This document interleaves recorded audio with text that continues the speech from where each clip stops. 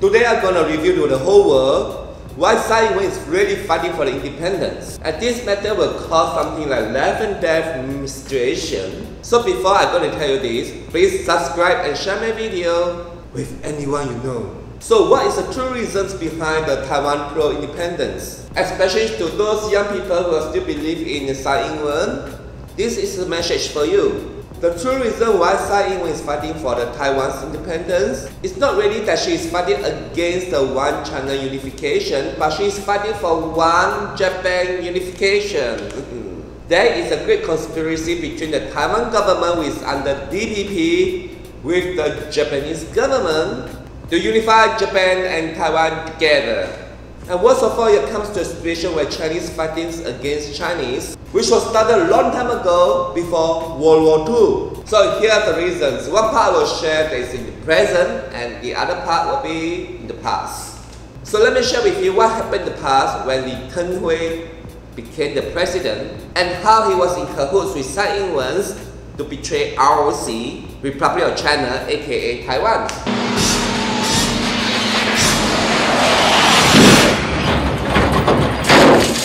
Before Taiwan was handed over to ROC, the Japanese have been using oppression to convert the Chinese in Taiwan into Japanese citizens to fight against the Chinese in China. Therefore, around that time, the Japanese have already caused many Chinese to fight against each other. The Chinese has been fighting against each other, once in Taiwan and one in the mainland China, until we are seeing more Chinese die stupidly for the Japanese.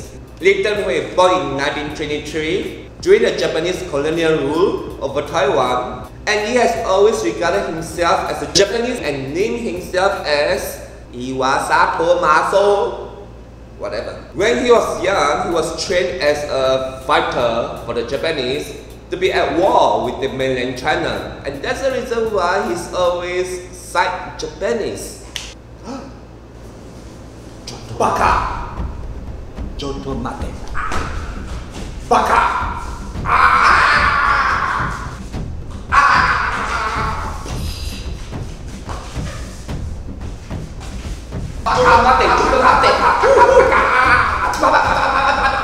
So later Li Teng-hui will volunteer for service in the Japanese Imperial Army in 1944 and became a second lieutenant in command of an anti-aircraft gun in Taiwan. So every time whenever a Chinese airplane passed across Taiwan to attack Japan, he will be the one to shoot it down.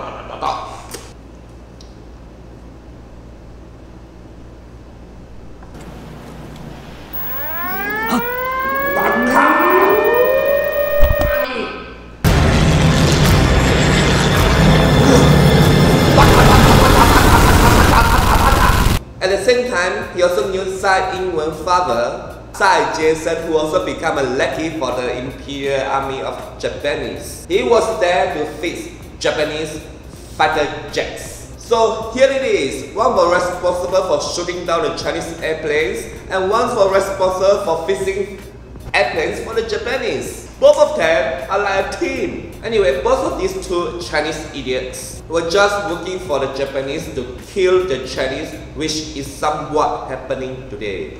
So after the Japanese surrender, Tsai Chieh-sheng owned a car repairs business, while at the same time laundering his money for the real estate development. As a result, he became a very rich man. To reiterate, the money he got at first was through betraying his own people by working with the Japanese. Additionally, Tsai Chieh-sheng was a very lustful person who always drew his saliva whenever he saw some pretty women walking in the streets. Move your body crazy, you will be my sexy lady. Oh, Sekushi. Sexy lady, sexy lady. Sekushi. Mingling around with the Japanese soldiers during the World War II, it wouldn't be a surprise for us if we know that he was enjoying the sex slave in China too. Therefore, not only had he committed treason, but also got himself into many extramarital affairs too. So in the end, she had 3 concubines plus 1 legitimate wife. To make it sound better, we can call them as concubine. If not, we can call them as mistresses. So the third mistress, born Tsai Ing-wen, who was the youngest among the 11. In other words, Tsai Ing-wen is an illegitimate child of a lustful father. How embarrassing. Anyway, her father wanted her to study law so that she could protect their family interests, while at the same time working with Li Teng-hui to plot for Taiwan to be under the Japanese control. So after the war had ended, Li Teng-hui was very terrified because he knew he and his family life were in danger because he committed treason. Therefore, he began to study Chinese diligently to make himself look like Chinese more than Japanese, until there's an opportunity for him to join the CCP in China in year 1946. So he ever joined the Chinese Communist Party before. However, he was only there for less than 2 years before heading back to Taiwan to join KMT. He is really a man of no backbone. I thought the Japanese would always kill themselves, or at least they would cut off their fingers if they ever feel a mission or a task.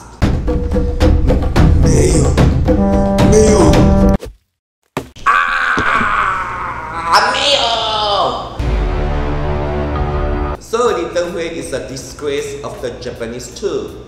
Therefore, he's not just a coward but also a very cunning man who got very close with Chiang Ching-kuo of KMT, who later became the President of ROC. So after the death of Chiang Ching-kuo due to the reason of his illness, or maybe someone had murdered him, Li Teng-hui finally got his wish come true. He became the president and controlled Taiwan with his ambition to make Taiwan to be part of Japan. Yes, he had ever said that all Taiwanese was part of Japan and Japan was his fatherland. Therefore, he had created the Taiwanization movement to oppose the Chinese government in favor of the Japanese. Again, it's a plan for Chinese to kill Chinese. That's very evil of him. Come on, Li Teng-hui. Taiwanization is the same as Japanization.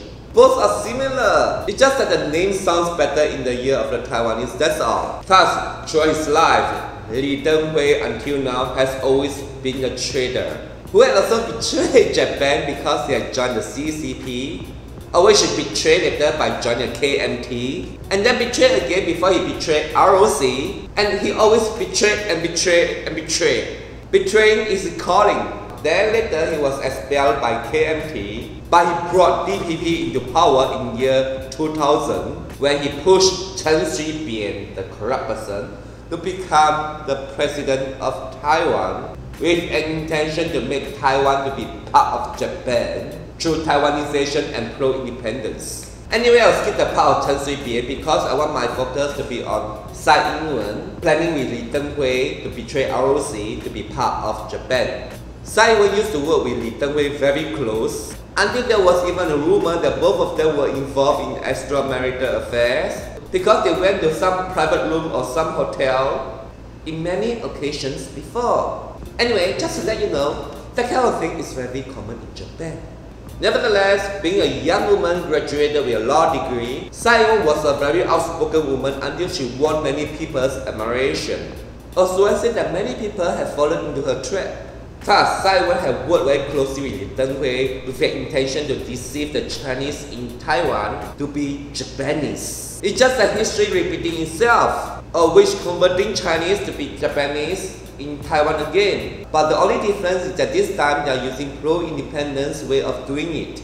So now have you seen the whole picture? Tsai Ing-wen's father is a Japanese and Tsai Ing-wen's lover, mentor, is a Japanese too. Both of them have made her a very powerful fusion for the Japanese to destroy Taiwan.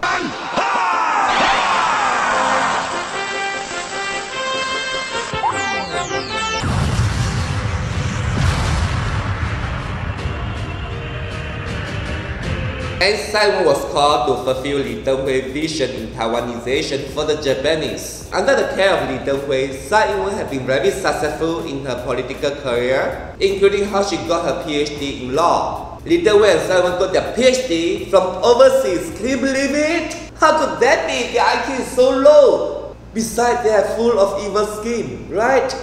It's unbelievable. And this has made me more suspicious of her education. Anyway, in year 2000, after Chen Shui-bian became the president, Tsai Ing-wen was given a very high-profile appointment of a chair of the Mainland Affairs Council. In 2004, she joined the DPP and was elected as a member-at-large to Taiwan National Legislature. Very soon, she was appointed to the post of Vice President of the Executive Yuan, and within 2 years, she became the first woman to chair DPP, which allows her to become the next President of Taiwan. All these are part of Li Teng-hui plans with the Japanese to betray the Chinese by first provoking the Chinese government and then using the excuse of pro-independence, of which I will share with you of what China is doing in this present day in my next video. Thank you for watching and see you, and remember subscribe and share my video. Bye!